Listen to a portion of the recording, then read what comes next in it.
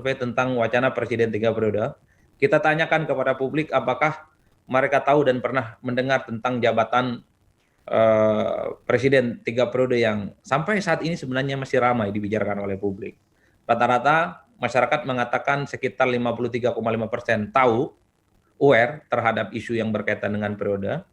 Gitu ya. Sementara yang bilang tidak tahu itu jumlahnya sekitar 46,%. Banyak kan yang tahu ketimbang tidak tahu soal wacana presiden 3 periode.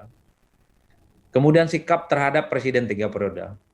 Apakah Bapak Ibu setuju jika jabatan presiden diubah dan diperpanjang menjadi 3 periode? Rata-rata tidak setuju. 52,7% tidak setuju, yang setuju 27,8%, selebihnya tidak menjawab. Artinya masyarakat tidak setuju jika jabatan presiden itu diubah menjadi 3 periode. Pertanyaan juga kita sodorkan, bagaimana Bapak Ibu respon dan sikapnya jika Jokowi menjadi presiden 3 periode. Hampir sama dan konsisten dengan nolak jabatan 3 periode. Publik juga mayoritas menolak jabatan presiden 3 periode. Ya. Tidak setuju 45,3%. Yang kemudian setuju lumayan kuat, yang setuju Jokowi 3 periode.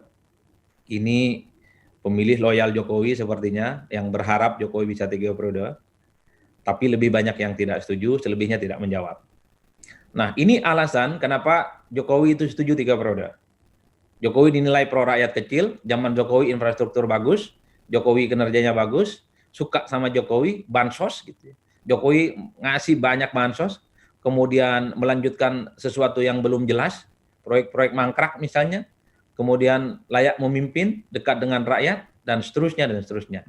Ini sekitar 25% masyarakat yang pro Jokowi 3 periode adalah mereka yang melihat Jokowi ini memiliki kinerja yang cukup baik.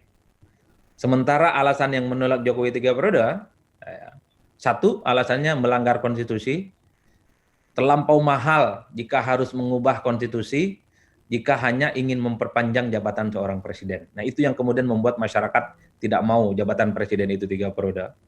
Dan 3 periode itu dianggap terlampau lama, kinerja Jokowi kurang bagus, terjadi yang disebut dengan diskriminasi dan semacamnya, ada kesan tebang pilih dan seterusnya dan seterusnya.